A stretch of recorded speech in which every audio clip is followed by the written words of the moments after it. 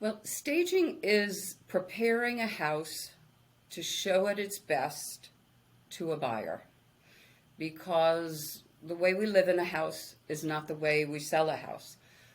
Our home, which is where our heart is, and we've had all these celebrations, you have all sorts of family events, you have holidays, but now you want to sell your home. Now the home has to become a commodity.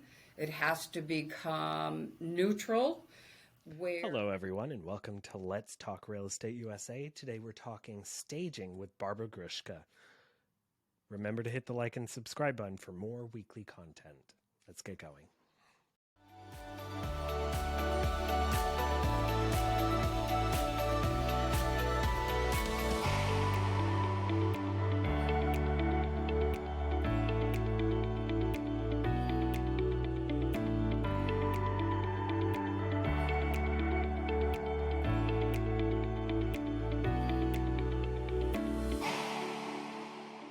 All right, welcome to Let's Talk Real Estate USA, everyone. Today we have Barbara Gruska from Keller Williams on. Say hi, Barbara. Hello.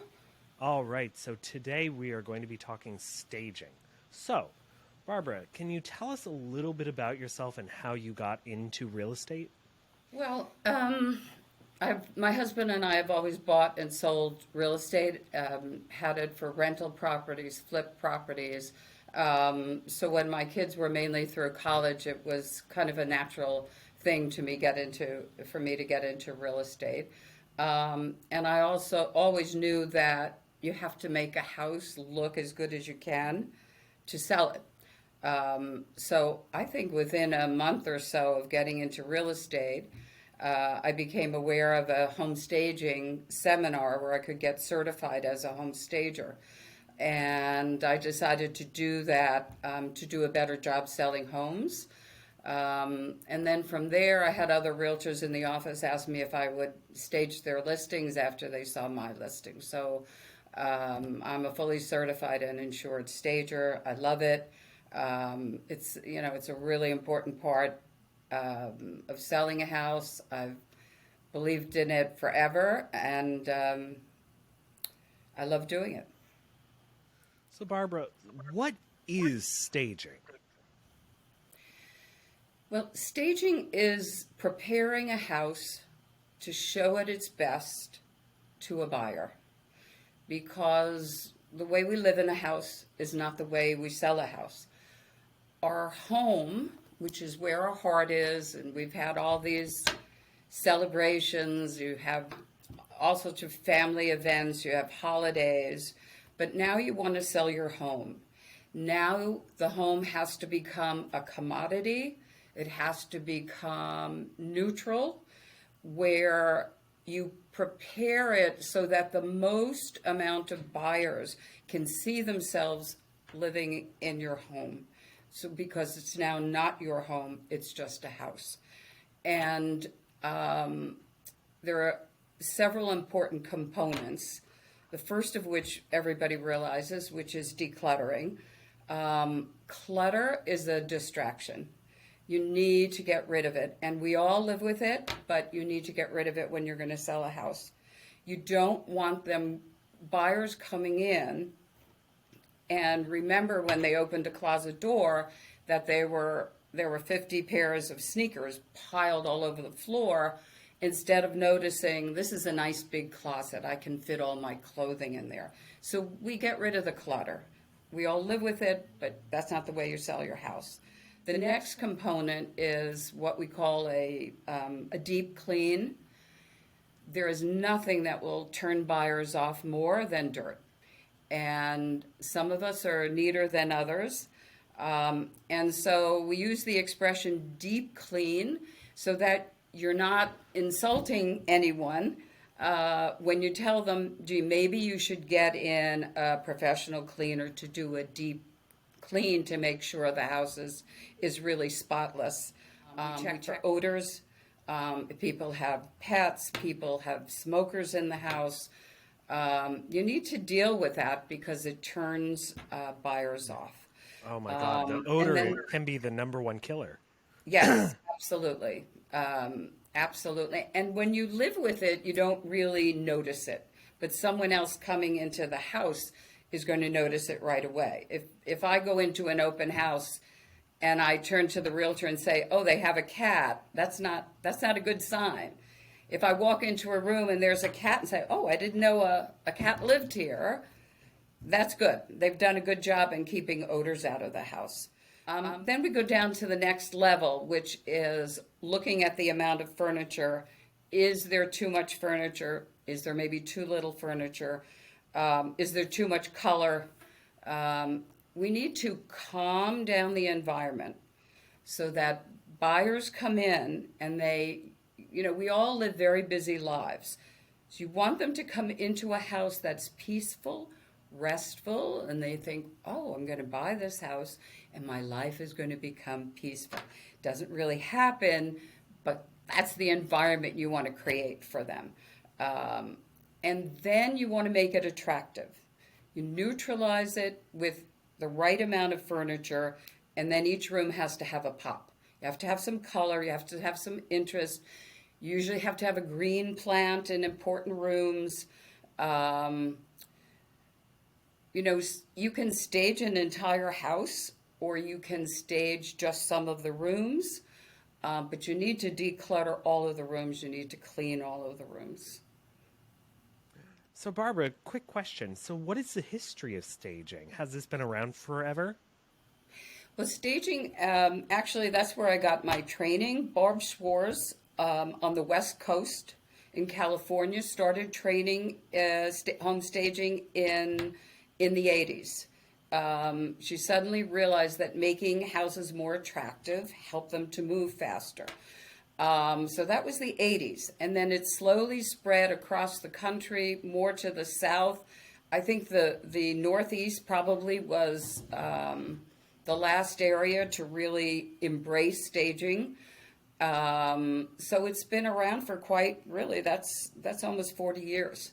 And the benefits first of all, you have the very concrete benefits of right now, the stats are that a professionally staged home sells for 6 to 12% more than a home that's not staged. In our particular area right now, as you know, there's a home shortage. So homes that are priced at market are moving quickly. But how much are people willing to offer for those homes? The more attractive the home appears to the buyer, the higher they're going to be willing to offer. So the stats right now are 6 to 12%. Staged homes also move much more quickly, but right now in this market, that's not important. The most important thing is price it at market. It's going to move fast, but if you stage it, you're going to get more money. But doing staging over a period of time, I know there are two other important benefits. First, it helps you pack things away. So all this extra clutter, you're starting to pack to get ready to move. I go through homes, we all have so much stuff. People kind of hesitate at the thought of packing all the stuff, and I turn to them and I say, "Look, you've got a great realtor here. If they come in with a cash buyer tomorrow, but they want the house in 1 month, what are you going to do? You're going to have to pack all this stuff anyway." So it gets you started on the packing. And the second benefit, which is an emotional benefit, is as you start to remove your things, you emotionally start to detach from the house. Some people have lived in their homes for 40 years, some for 30 years. Even in 5 years, you have wonderful memories. You lived in the home. It's your home. It's not a house. But as you move your things out, it starts to become a house, starts to become easier for you to look forward to your next move.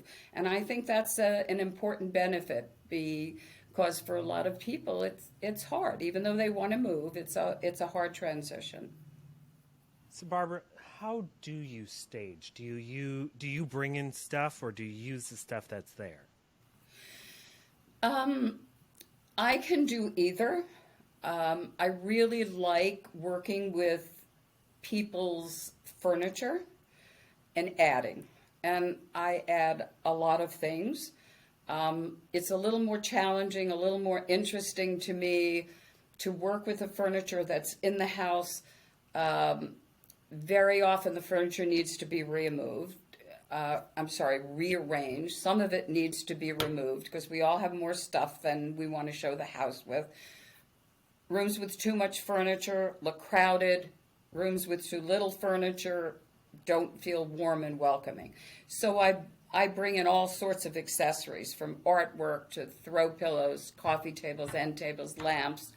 Almost always people need bed linens. I almost always have to change all the bed linens just to make the room attractive to current buyers. And I explain to people they have to think about who's going to come in. Probably a millennial coming in to buy their home. What can they relate to? You know, you've got to have the bed linens that maybe your adult kids would use, not what you're comfortable with, not the heavy drapes on the window. We've got to lighten it up, make it attractive. And so I do, not everybody, I guess, thinks it's important, but I always stage the bathrooms and really stage the kitchen, because they're two areas with hard surfaces and they don't feel warm and welcoming. And so you have to bring things in, for instance, a shower curtain with texture, a plant in the bathroom, interesting soaps. You need to warm up the space to make people feel welcome, that they'd like to use the bathroom. They'd like to, well, we don't want them to think about cooking in the kitchen.